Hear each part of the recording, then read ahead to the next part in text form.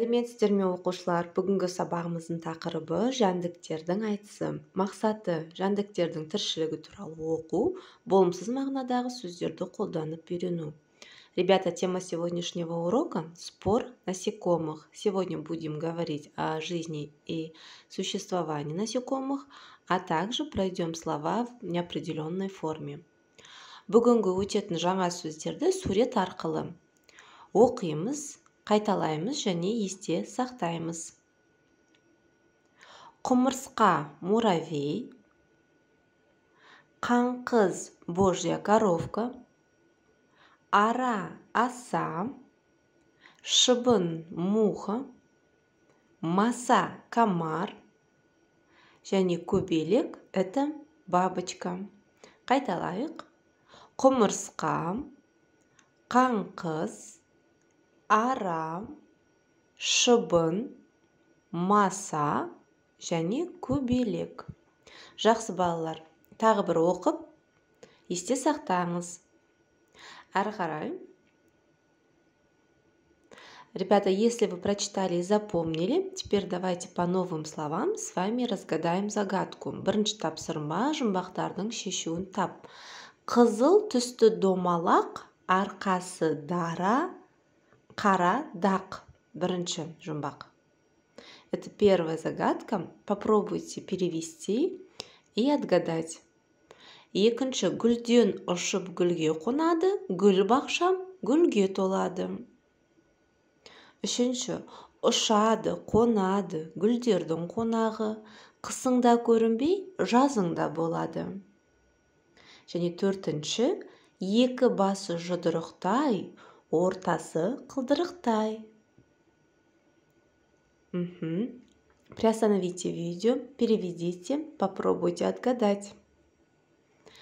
Теперь давайте проверим ваши ответы. Бірінші, бұл бізде құмырсқа. Екінші, бізде бұл маса. Үшінші, көбелек. Және төртінші, бізде қаңқыз екен. Проверили свои ответы? Ребята, думаю, у всех правильно. Идем дальше. Бізде үшінші тапсырма диалогты оқы. Балалар, диалогты бірге оқиық. Қаңқыз, яғни божья коровка. Сәлем достым, сен қашан демаласың? Мен ешқашан демалмаймын. Демалатын уақытым жоқ. Өзің де шаршаған жоқсың ба? Күні бойы жапырақ бетінде ұшып қонып жорғалап жүресің. Қаңқыз, иә, сен сияқты ешқашан, ешқайда сықпаймын. Мен өсімдіктерді зиянды жәндіктерден қорғаймын. Ешқайдан тамақ тасымаймын. Қорегіңді күні бойы қуудан шаршамайсың ба? Менімен жүр, ешкім жеп көрмеген тағамдарды беремін. Рахмет, менің қорегім жапырақ пен гүлдердің арасында жүреді. Ешкім ешкімге қарыз емес. Одан да мені шақыр, мені адамдар үйлерінен қуып жіберді. Сенің ешқандай пайдаң жоқ. Ешбір жан саған қызықпайды. Өйткені жұқпалы ауруларды таратасың. Дәнеңе де түсінбедім. Шыбын, сен мүлдем пайда келтірмейсің бе?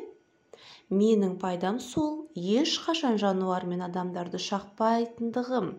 Зияным жұқпалы ауруларды тарататындығым.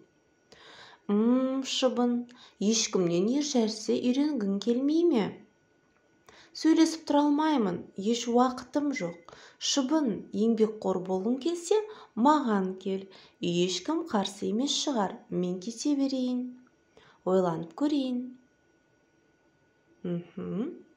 Ребята, теперь самостоятельно прочитайте диалог. Затем ознакомьтесь с его переводом. Так вы поймете содержание данного диалога. Про что говорится. Әрі қарай. Ребята, обратите внимание на выделенные слова, которые начинаются в основном с частицы «ешь». Сегодня мы с вами будем говорить о словах неопределенной форме. В основном слова неопределенной формы начинаются с частицы «ешь».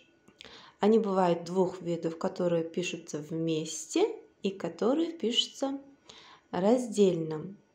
Раздельно пишется вместе, слитно пишутся слова ешкашан, что означает никогда, ешкім никто, ештеңе ничего, ешқайсысы никто, ешбір ни один, ешқандай никакой, ешқайда никуда.